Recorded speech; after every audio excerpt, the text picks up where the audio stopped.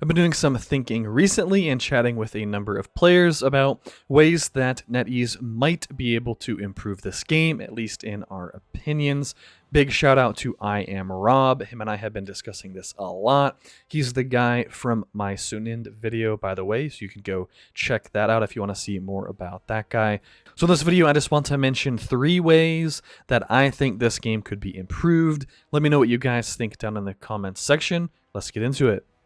Alright, so the first thing that if I was a NetEase developer, I would be pushing for or trying to do is the complete removal of the United faction system. I absolutely hate UFs, and this is because, in my opinion, it is really detrimental to the overall diplomacy of each season, at least the seasons that include UFs. Are not in every single season, I know that.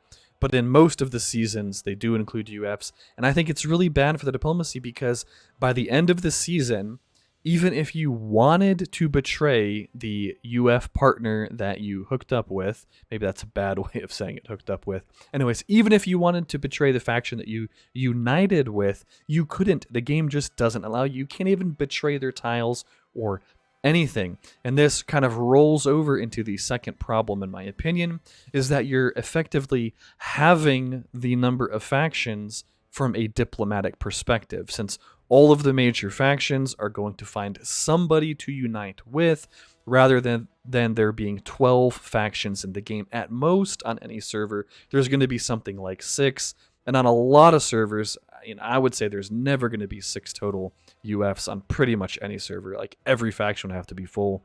So on most servers, you're going to end up with 3, maybe 4 different sets of UFs. And that just makes for really, really stale diplomacy, because the actual number of factions that can engage in diplomacy and intrigue and backstabbing each other and all of that, it's just reduced to such an extent that it really turns things into like World War I stalemate style situations, at least in my opinion.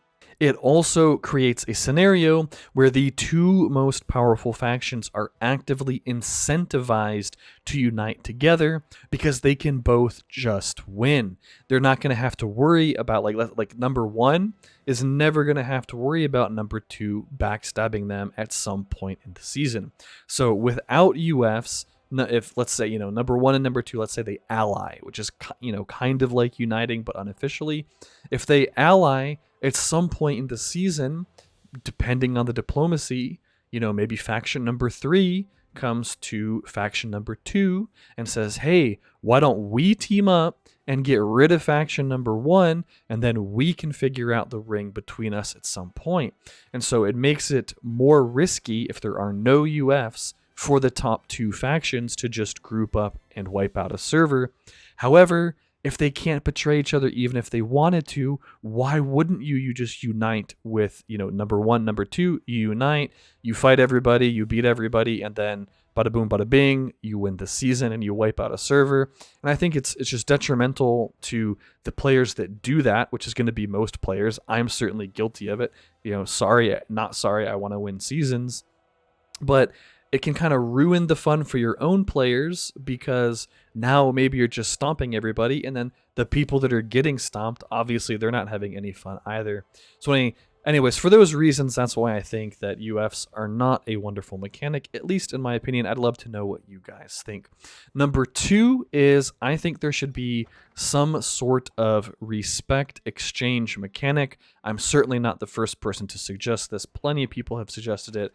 I'm not trying to take credit for the suggestion by any means, but it would be really nice if we could pull the respect out of commanders that we're just never going to use. I'm never going to use Merry and Pippin unless they completely overhaul him and magically make him viable.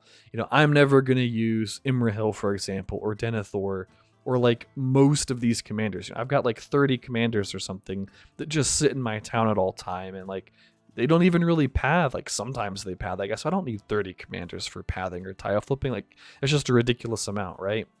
And we already have a system in place where you can sell respect items that you haven't used for vouchers. I think you could implement a very similar system where you can pull respect out of commanders and get worn out respect. I believe that's the phrase that Rob used. And kind of like a worn out item.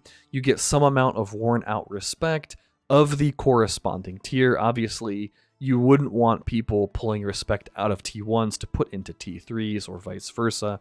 You could have your T1, T2, and T3 commander worn out respect, just like with purple and gold items. But that way, I think it would really help free-to-play players to invest really heavily in just 1 or 2 commanders. I think that would go a long way in making them more competitive, because over time they're going to be getting a bunch of invites. They're never going to be pushing a bunch of these commanders to R5 or R10 simply because they can't afford it. However, if they get those invites and then pool that respect into a commander that they do want to focus on, I think it would help them a lot as well. And I think the main reason, and this is something I hadn't even thought about, Rob actually pointed it out to me.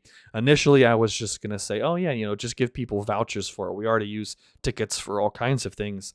But the point that he made is that would make it even more powerful for whales, because then they could trade respect for tickets, for even more tickets, and then they could use those tickets to buy gold items. So I definitely agree with him there, that rather than just straight up pulling respect out and then turning it into tickets like you can with items you haven't used yet, I think it would have to be a worn out respect. And that kind of rolls over into my final suggestion for this video, and that is some sort of optional one-time faction swap from good to evil. Not the other way around, not both ways, at least not initially, but particularly for RP servers, evil factions are always severely underpopulated. And I think one of the things is it's basically impossible on an RP server to go from good to evil or vice versa. And really what I would love to see is more players playing evil so that those factions could be more competitive.